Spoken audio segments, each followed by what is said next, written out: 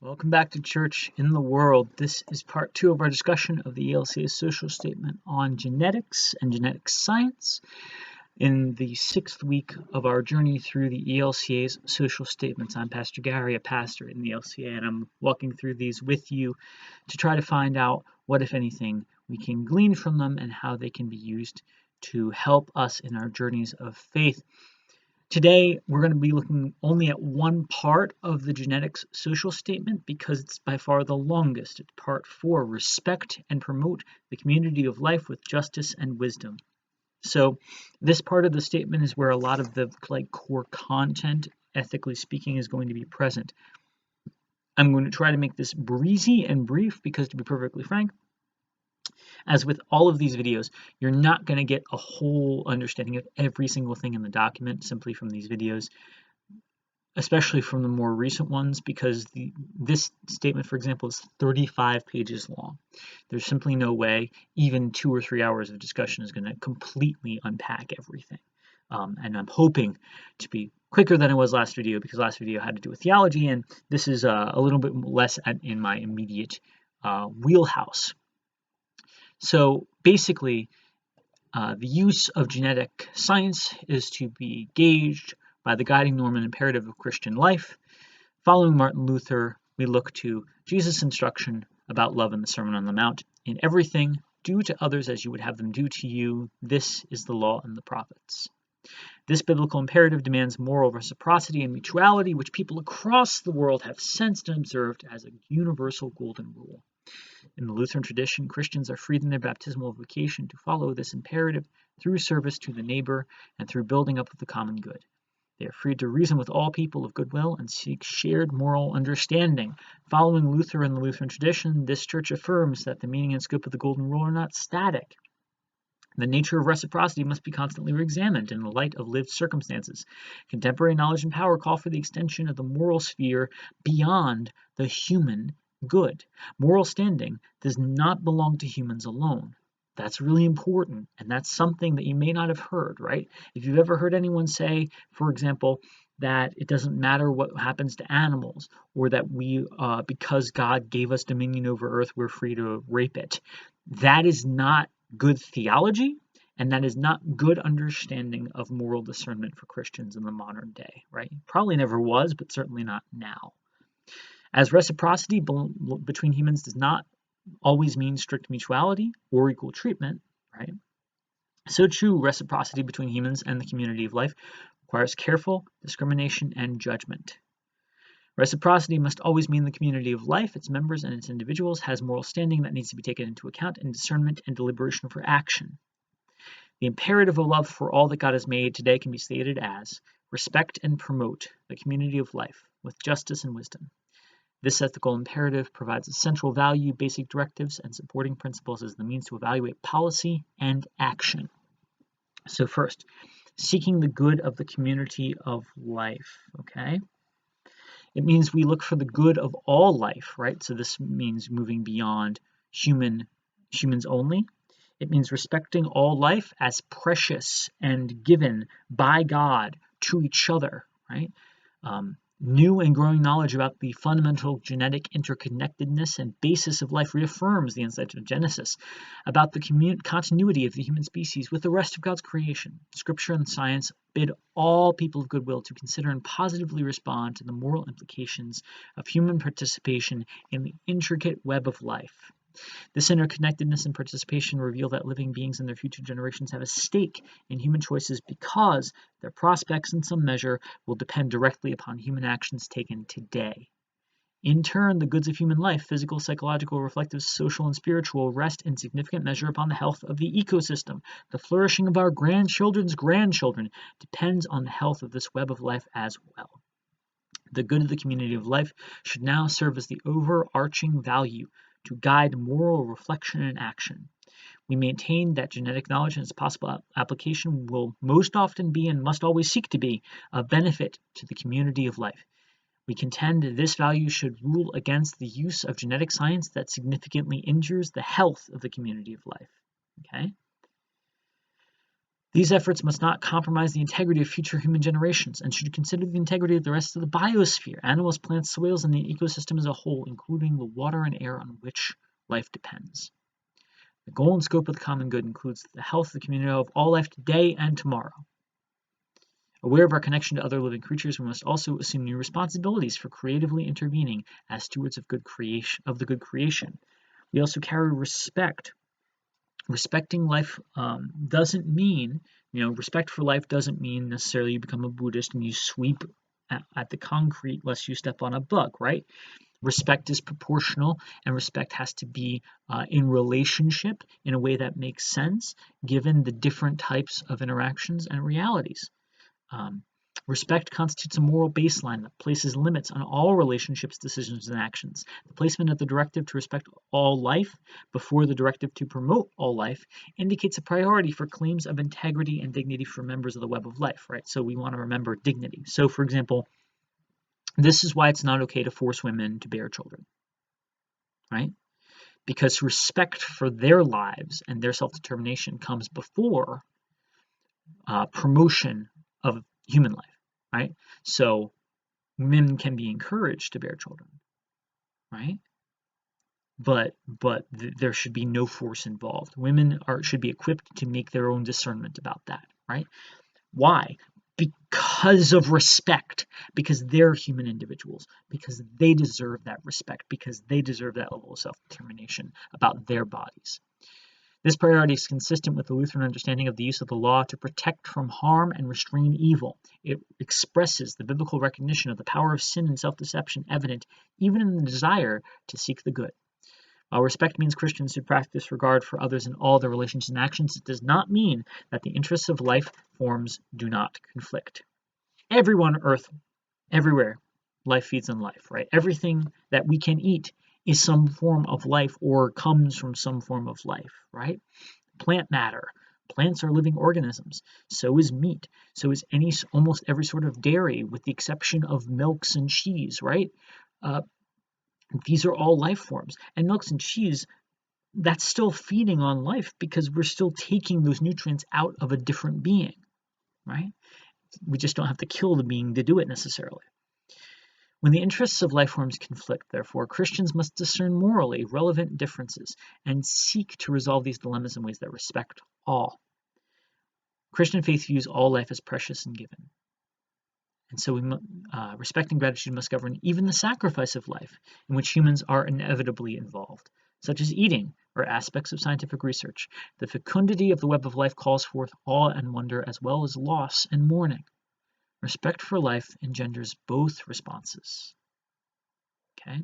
So, no, respect for life does not require veganism, but neither does it forbid veganism. In terms of genetic research and application, on plants, animals, or humans, respect must continually guide and sometimes control human action. This is true even with actions that seek to enhance or improve the community of life. Given the complexity of the community, with the interwoven and sometimes conflicting interests of its members, discerning what it means to respect life can be difficult. Conflicting interests cannot always be reconciled. The dignity of all life, however, calls for discernment of appropriate expressions of regard for others, which will vary across forms of life. For example, genetic research on competent human subjects should never be undertaken without informed consent. For non-competent human subjects, respect requires more than surrogate informed consent, and it may allow research only under conditions that limit risk and maximize benefit. Genetic research on animals, such as mice, may require the death of individual experimental subjects. The directive of respect, however, rules out frivolous or abusive treatment. Genetic research on plants and animals should also consider what it means to respect the species in relation to the health and integrity of the biotic community. Species come into existence, change continually, and sometimes go extinct due to natural and human causes. The flourishing of life, however, depends upon the complex capacities to deal with stress, to reproduce, and to maintain optimal operations such as biodiversity. When genetic science and technology intervene into the integrity of a plant or animal species, the wider web of life must be respected and regarded as morally relevant. Members of the church will not always agree about what it means to respect individual life forms or species or the biotic community. An ethic of responsibility requires the church to be in dialogue about how the directive of respect governs the many different domains of genetic science and its applications. In other words, the church believes all technologies deserve moral scrutiny because they bear on individual and corporate practices and the matter of respect for others. We reject ideological positions that portray scientific breakthroughs and new technologies as inherently valuable, progressive, inevitable, and irreversible. We also reject the tendency to cede moral deliberation to those whose primary interest is determining what kinds and levels of technology economic markets will bear. Self-interested pursuits in an economic marketplace cannot serve as a substitute for direct and explicit respect for the needs of participants in the community of life. This is for those people who think that the free market should determine every decision that a society makes, which is an unchristian thought.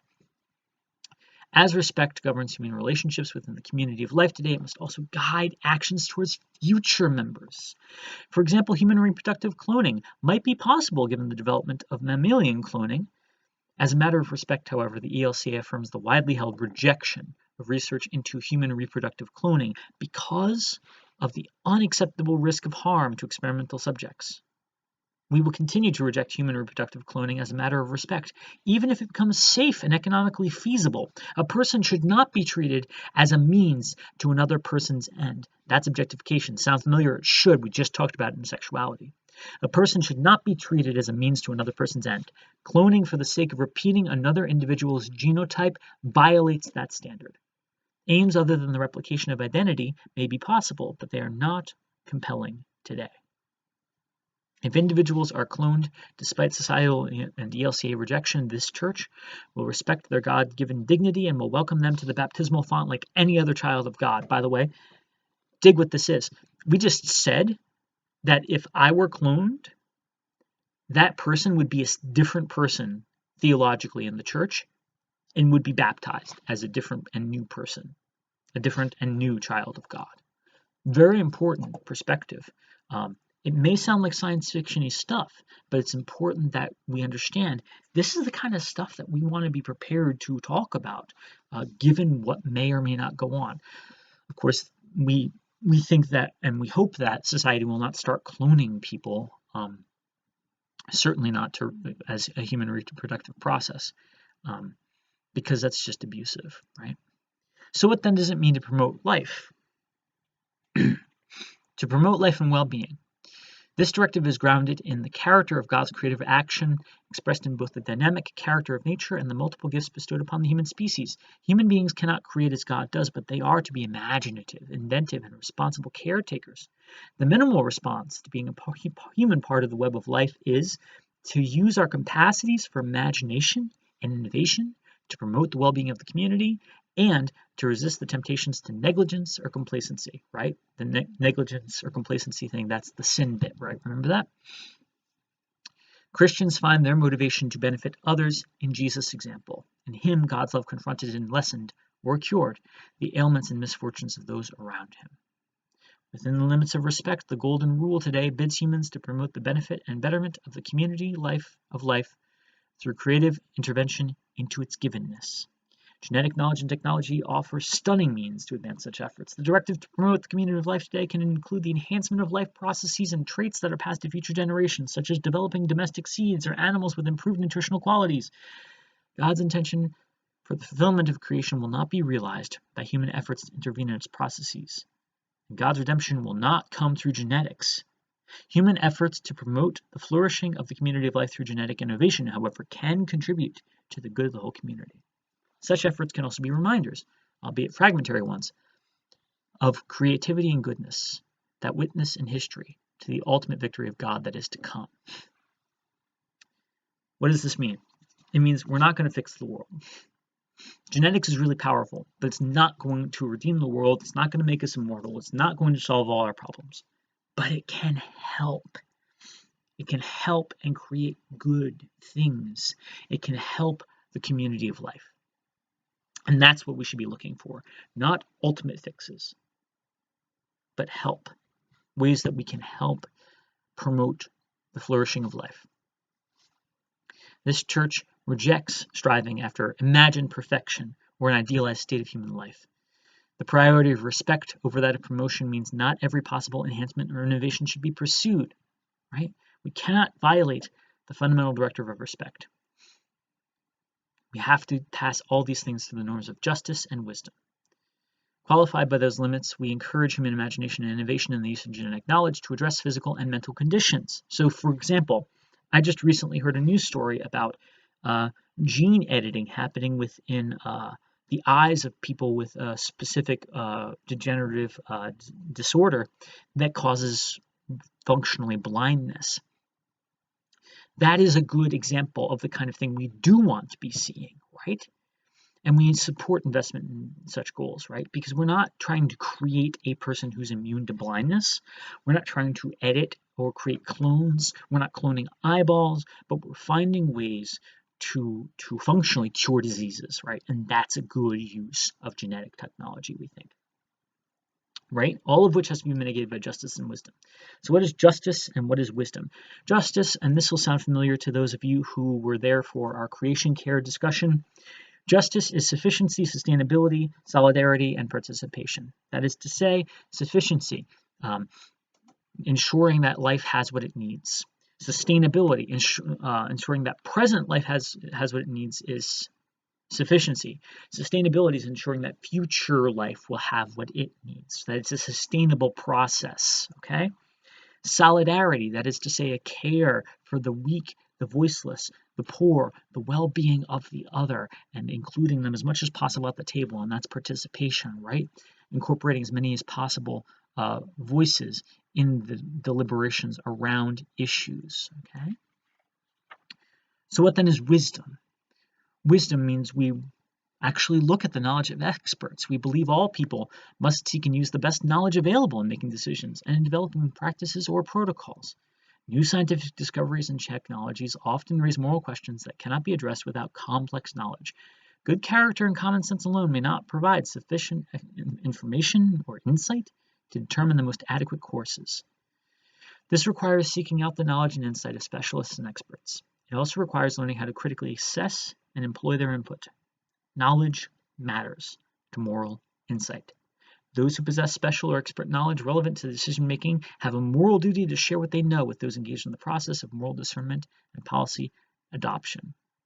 At the same time, the specialist has a responsibility to exercise humility about the range and durability of what specialists believe they know. Okay? It's really important, and this attacks one of the articulations of sin that we talked about last video, right? Pride, humility.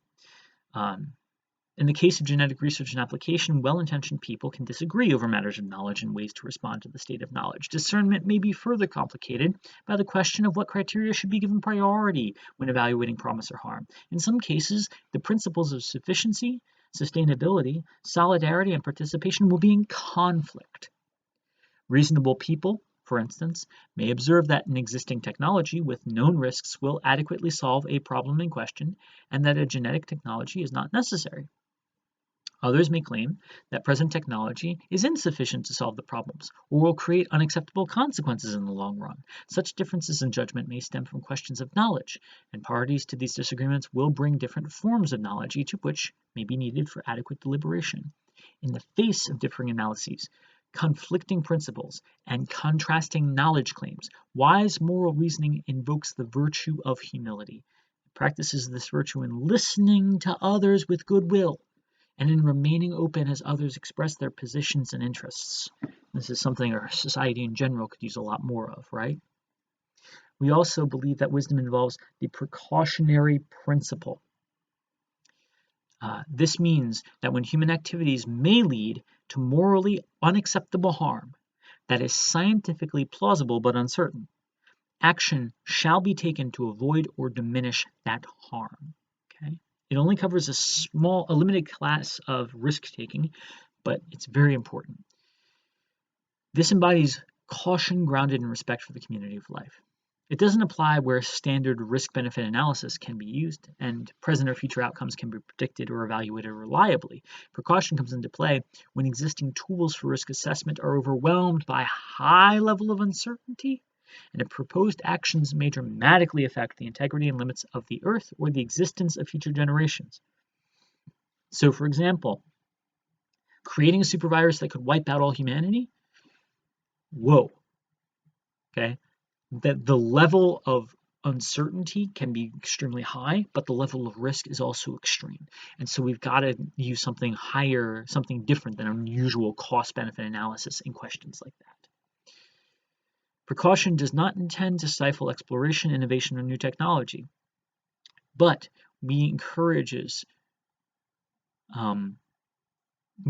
those, but we call for wise care and restraint in response to extraordinary uncertainty, speed, and potential harm due to technological innovation. Above all, reasonable people should do no harm in seeking to benefit others. Given all of these things, here are some general considerations and convictions that the ELCA articulates. We call upon individuals, agencies, organizations, corporations, and governments to pursue goals, set policies, or establish practices that advocate for genetic research and discovery that advance the good of the present generation and those to come, affirm the good of genetic technologies and economic enterprises that enable the community of life to flourish, encourage varieties of research aimed at improving human health and well-being, give priority to global health issues and needs, particularly those which may benefit by genetic research even when the economic return is small, maximize the use of medical genetic information to improve care without succumbing to the discrimination or the abuse of privacy, affirm quality of human life improvement within reasonable life extension without expecting or seeking perfection, insofar as such research does not lead to unjust and disproportionately biased use of limited human and financial resources. That's actually really important. Like, if we're going to come up with life-extending technology, it cannot be limited to the rich. Okay, that would be immoral. There have been sci-fi movies with similar premises. Why? Because we know that that is how the economy would automatically create something, and when it's an economy of commodification, will create that inequality by definition without intentional pushback. We want to maximize the use of medical genetic information to improve care without succumbing to discrimination or the abuse of privacy. We want to encourage the development of genetic means to aid reversal of past human abuse of the environment without harming the future, right? So anything that can help to heal damage we've done. Promote greater dialogue, understanding, and cooperation among organic and conventional farmers to solve production issues and lessen tensions. Implement long-term ecological, social, and economic impact assessment and regulatory protocols around genetic research, and encourage the development of means to enable marginalized voices to be heard in public policy debates. We also reject beliefs, goals, and practice and policies that rely upon or encourage fatalism and genetic determinism, or use genetic knowledge or technology to create unsustainable practices or supposed states of perfection, or use genetic information for discrimination in employment, healthcare, or insurance coverage, or use personal genetic information without consent, or expand genetic research or technology that endangers human bodies for the sake of economic gain or social power, which is a particular danger for marginalized racial and ethnic communities, and practice institutional or ideological human eugenic programs. All that right out the window. It's all objectification. We've talked about why that should be rejected. Hopefully, I don't need to sell you on it. We will also raise searching questions about goals and policies that expand genetic research or technology while knowingly and unduly endangering plant and animal species, microflora or fauna, or the existence of biodiversity, or impact negatively on individual and community livelihoods and impede or harm cooperation and respect among affected people and communities, or direct genetic knowledge and technology in ways that further inequalities or benefit the interests of the few at the expense of the many. As a community in Christ engaged in moral discernment regarding issues of research priorities and the just delivery of products of research, and as a participant in public dialogue regarding genetic knowledge and its uses, we will consistently articulate, argue for, and apply such convictions as expressions of an ethics of reciprocity and responsibility. So there you have it, right? Wisdom and justice in questions around science, especially genetic science. What surprised you? Did something not come up that you expected to hear? Tomorrow, we'll talk about the ambiguous promise of the future and some general concerns as we conclude the statement. But we've gone through the meat of the policy discussion and the meat of the moral deliberation. Did you think the statement was sufficient? Were there questions that the statement answered that you'd never even thought to ask? Are you surprised that in 2011 the church was talking about this? Are you surprised there was even a statement on genetics at all? Let me know. I hope that you'll join me tomorrow for the conclusion of our discussion. On Saturday, as always, there will be not Saturday. The following day, the day after tomorrow, there will be an appendix episode, which is kind of a bonus episode, just kind of giving you some more faith background that's informed these kinds of discussions. And that'll be before we get into the really interesting week 7, which will be criminal justice and women. So we'll talk about those things next week. Tomorrow we'll conclude this genetic statement. Until that time, God bless.